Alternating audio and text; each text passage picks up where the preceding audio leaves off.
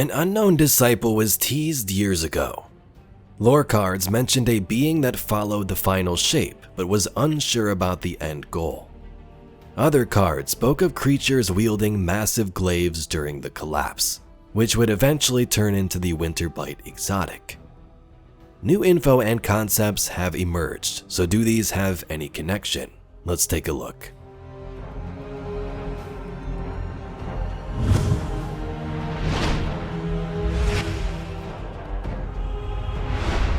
Destiny concepts are always fun to look at. Bungie artists post them on ArtStation from time to time, and it's intriguing to see how things were pitched versus how they turned out in the game we play. Today's video is going to be another example of just that. We have an early look at Cloud Striders, darkness, architecture, and even a possible disciple.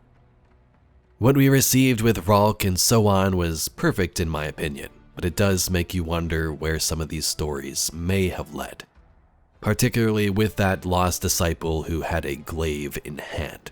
So let's take a look at these stories.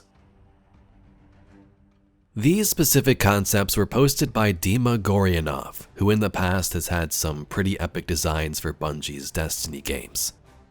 This included a bunch of work on the pyramid architecture and content we received in Witch Queen, Vow of the Disciple graphic design and symbols you see around the raid. Also hints of that pyramid design in the architecture, what it meant early on, to what we got back in 2022. One post says Destiny 2 Pyramid Exploration. Some more concepts focusing on pyramid palette development. First image was created for the Witch Queen expansion. A guardian stumbles upon sinking ruins somewhere deep in the swamps of Savathun's throne world. The other two images were done around 2018 as some of the earlier explorations for the interior and exterior pyramid visual language. So the first one definitely seems to fit that Witch Queen cadence. The pyramid architecture looks the same as the symbols and the guardian in the swamps. This looks like the intro to the raid.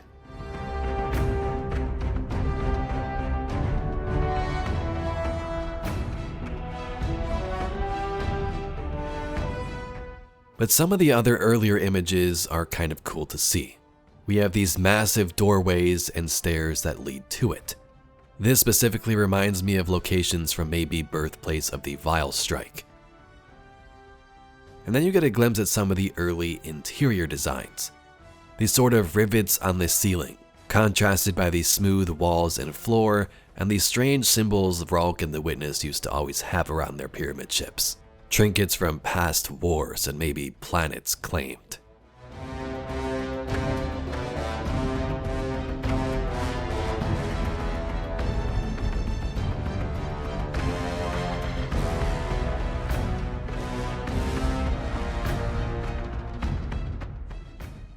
A few previously unreleased images.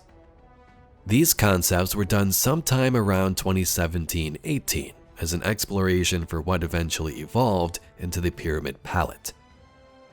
I was pitched a world that was also visited by the Traveler. However, an anomalous void was left upon its departure and was now gradually consuming the entire planet. Desperate to get it back in order to save their own home, the pyramids would then track the Traveler to its current location, Earth. To be clear, this was never the official story, just a vague narrative structure in my head that helped drive the visuals. If you can't tell from the mushy forms, I was using these concepts to learn both ZBrush and Marvelous. And this is where things get interesting with some of that earlier pyramid species. Again, as mentioned, none of this was a part of the real story, just to sort of get things flowing. That's what concepts are for. But we see the home planet of this pyramid species, this giant cathedral-looking building in the center.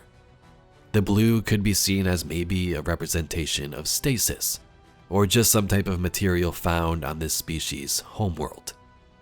But the clouds do kind of remind me of cutscenes like the final shape, where the Traveler would disappear into the clouds, moving on to its next planet. Other images show us the architecture up close. You got these nice sort of black ribbons flowing on the left side, while we see a closer up view of the building. The various stories or levels we see to the building kind of reminds me of some Asian architecture in some aspects, maybe ancient Chinese buildings. But this is where things get intriguing when we enter the building and see this. We have a couple of guardians, both with their ghosts out scanning the environment. One guardian has some type of weapon, maybe an auto rifle, but they both seem to be carrying glaives. Glaives were introduced in the Witch Queen in 2022, so it seems these concepts stuck around and actually made it into the game.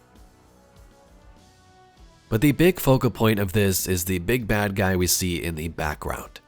This clearly is not a guardian and is meant to be some type of enemy, maybe something that was found on this homeworld. It makes me wonder if this was early designs of the Witness, maybe a disciple, or maybe just any type of normal darkness enemy you would face, like a tormentor out in the battlefield. But as we get some more images of this character, we can see it was clearly humanoid. I thought this may have been a guardian at first, but it shares the same designs as that statue. The interesting part is it wields a giant glaive too, and a massive shield made out of some type of crystallized structure. Sure, Rolk had a glaive, but what if he had a massive shield like this to punch guardians across the playspace?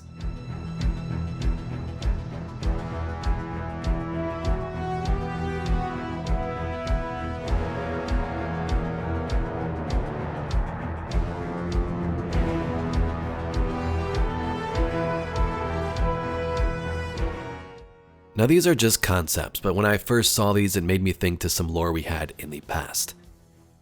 In the Inspiral Lorebook entry titled Cave, an unknown disciple speaks about the final shape and what it means. We never found out who this speaker was, but they were cautious about the end of the universe. Here's that card.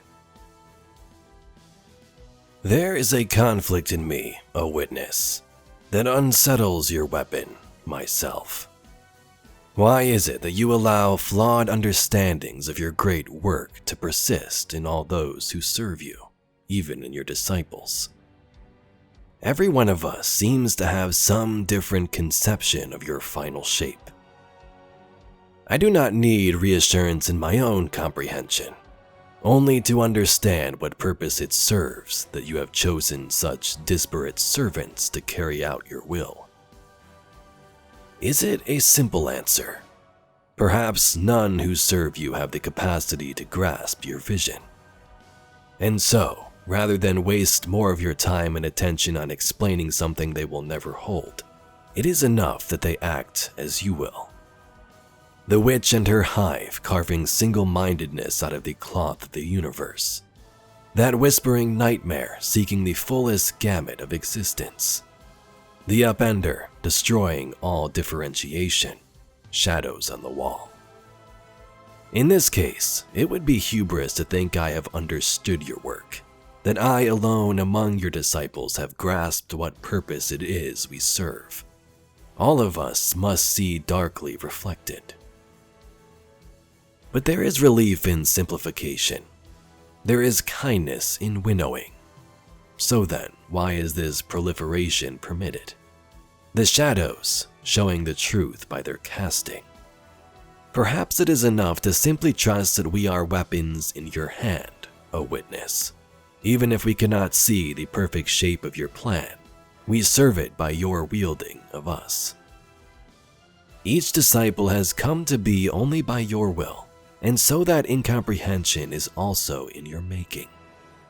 You ask for trust and obedience, and promise that whatever you do, whatever finality you achieve will suit each of your followers perfectly. Your final shape will be 100 promises kept. I have seen the reflections of it through all we disciples, through the tracks you leave in the universe, a truth understood through the shadows it casts. There, I have resolved the conflict within my thoughts, and I am at peace again. Once more, I am only your violence and nothing more. The final shape will realize us as we strive. Some argue that that was callous, but this disciple in the card was hesitant about the witness and its ideals. Callous, on the other hand, was sort of all about it, all about becoming a disciple and getting all the trinkets and power that came with it. In Winterbite's lore card, an unknown disciple pierces the Exodus Indigo with a massive glaive during the collapse. Many disciples were present here in Seoul during this event, including Nezarec and Savathun. It's even safe to assume there were more, especially since this was the first time the witness invaded. This glaive in the hall was later converted by Neomuni technology into the Winterbite exotic. But we never knew who the original wielder was. Could it be connected to that unknown disciple from Inspiral? What was that? We got hit. Engine 7 is down. We can't take another one of those. This is a colony ship. Hard a port. Put Hyperion between us and that.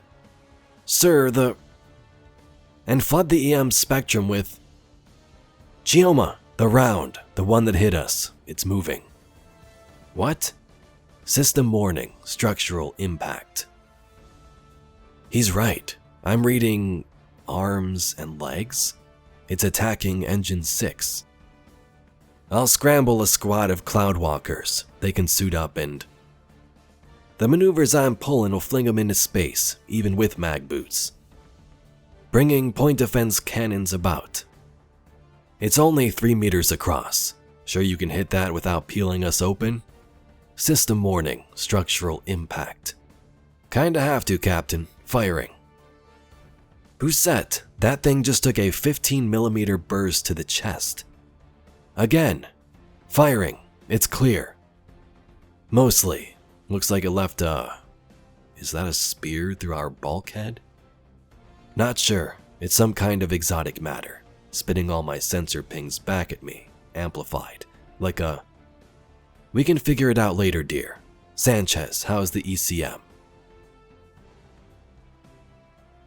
So again, this video is clearly for fun. We don't know who that disciple was in the lore. These concepts were very early on too, but could it have any connection? Probably not, but who knows? Let me know your thoughts about all of this in the comments down below.